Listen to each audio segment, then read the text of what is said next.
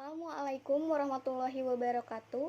Kami dari kelompok 2 yang beranggotakan Bunga Lusdiana Putri, NPM A171066, Nusi Hoirunisa, NPM A171093, dan Siti Trigina Sonia, NPM A171099.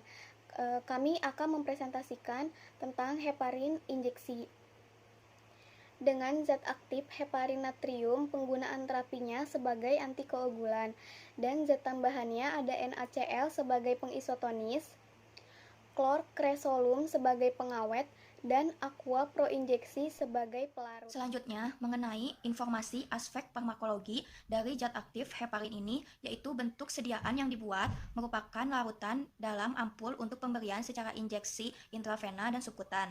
Alasannya dilakukan pemilihan bentuk sediaan larutan dalam ampul ini dikarenakan tujuan pemberiannya itu hanya sekali pakai atau disebut juga single dose. Dosis kecil heparin memiliki efek terapeutik yang baik untuk mencegah embolin paru. Mekanisme kerja atau cara kerja heparin yaitu dengan meningkatkan pelepasan protein spesifik dalam darah untuk menghambat pembekuan darah. Hal ini juga dapat meningkatkan aktivitas dari protein. Untuk farmakokinetik, cara adme heparin di dalam tubuh yaitu metabolisme heparin ini melalui hati dan diekskresikannya melalui urin. Namun heparin ini tidak dapat diabsorpsi dengan baik oleh mukosa gastrointestinal dan banyak yang dihancurkan oleh suatu enzim hepar yang disebut heparinase. Oleh karena itu, heparin ini diberikan secara parenteral untuk mencegah antikoagulan atau juga diberikan secara intravena untuk mendapatkan respon yang lebih cepat. Indikasi dan dosis heparin untuk trombosis vena dalam dan embolisme paru-paru sebanyak 2,5 sampai 7,5 mili tiap 12 jam. Kemudian, adapun kontraindikasi dapat terjadi jika pasien memiliki riwayat trombositopenia berat atau hipersensitivitas terhadap heparin ataupun bisulfat. Adapun aturan pakai heparin injeksi ini yaitu 2 kali sehari sebanyak 2,5 sampai 7,5 mili. Efek samping yang bisa saja terjadi dalam penggunaan heparin ini yaitu terjadi pendarahan seperti mimisan atau terdapat darah dalam urin, kemudian pusing, adanya pembengkakan pada perut, kemudian sendi terasa sakit, nyeri. Toksisitas dapat terjadi jika penggunaan zat aktif heparin ini digunakan bersamaan dengan beberapa senyawa lain seperti alteplase rekombinan, amikacin sulfat, amiodaron HCl, dan juga atrakurium besilat. Interaksi obat dengan beberapa jenis obat tertentu, salah satunya seperti obat-obatan asam asetil salisilat, destran, fenilbutazon, ibuprofen, dan obat lainnya yang dapat mengganggu reaksi platelet agregasi yang dapat menyebabkan terjadi pendarahan. Baiklah, selanjutnya saya akan menjelaskan tentang formula, di mana dalam formula ini tiap milinya mengandung heparin natrium sebanyak 20 mg, natrium kloridum 0,78%, klorkroselum 0,1%, dan aqua proinjeksi at 1 mili. Adapun alasan pemilihan formula dikarenakan formula tersebut mampu memberikan efek terapeutik dengan baik dan sesuai tujuan penggunaannya, yaitu sebagai injeksi intravena. Selanjutnya yaitu perhitungan tonisitas. Nah, pada perhitungan tonisitas ini kita menggunakan perhitungan delta TB dikarenakan nilai dari delta TB heparin natrium dan klorkroselum tidak tertera. Jadi kita menggunakan perhitungan delta TB L-ISO. Untuk hasil dari perhitungan delta TB heparin natrium didapatkan hasil 0,035, dan untuk hasil delta TB dari klorkroselum didapatkan yaitu 0,01302.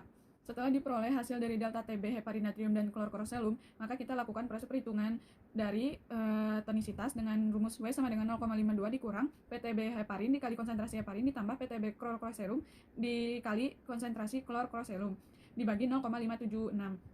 Didapatkan hasil yaitu 0,78%. Nah, dilakukan perhitungan tonisitas yang sebenarnya, di mana hasil perhitungannya didapatkan hasil 0,12%. Hasil tersebut menunjukkan bahwa hasil tonisitasnya yaitu hipotonis. Jadi dikarenakan hasilnya hipotonis, maka kita akan menambahkan NaCl supaya larutan injeksi kita menjadi isotonis. NaCl yang harus ditambahkan yaitu sebanyak 0,78% atau ditambahkan sebanyak 780 mg per mili. Selanjutnya ke proses pembuatan, yang mana pertama bahan-bahan heparin natrium, natrium kloridum, klorkroselum ditimbang. Kemudian dibuat campuran pertama yaitu heparin natrium dilarutkan ke dalam sebagian aqua proinjeksi bebas CO2. Yang kemudian dibuat campuran kedua yaitu natrium kloridum dilarutkan dalam sebagian aqua proinjeksi bebas CO2, dan campuran ketiga yaitu klorkroselum dilarutkan dalam sebagian aqua proinjeksi bebas CO2. Dan kemudian selanjutnya ketiga campuran dicampurkan dalam satu wadah. Setelah dicampurkan, dicek terlebih dahulu pH dari larutan. Setelah larutan memasuki rentang pH 5-7, kemudian larutan ditambahkan Aqua Pro injeksi at 10 ml. Kemudian larutan injeksi heparin natrium dimasukkan ke dalam ampul menggunakan siring dan membran filter. Kemudian dilakukan proses pengelasan ampul. Setelah proses pengelasan dilakukan proses sterilisasi akhir dengan autoclave, yaitu 121 derajat selama 15 menit. Setelah larutan injeksi heparin natrium disterilisasi, maka dilakukan proses uji evaluasi sediaan, di mana evaluasi sediaan yang dilakukan yaitu uji kejernihan, uji kebocoran, uji penampilan fisik wadah, dan uji keseragaman volume. Kemudian, sediaan injeksi heparin natrium simpan di tempat pada suhu ruang yaitu 20-25 derajat Celcius dan simpan di tempat yang terhindar dari paparan sinar matahari langsung.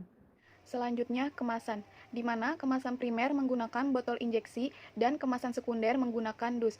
Untuk distribusi kerja dari kelompok kami, Bunga Lusdiana Putri ini mengerjakan dari deskripsi umum zat aktif dan zat tambahan, kemasan, label, dan brosur. Untuk Nusi Hoirunisa mengerjakan tentang informasi aspek farmakologi. Dan untuk saya sendiri, Siti Tigina Sonia mengerjakan dari formula dan editing pada saat laporan dan editing dari video. Sekian dari kelompok kami. Wassalamualaikum warahmatullahi wabarakatuh.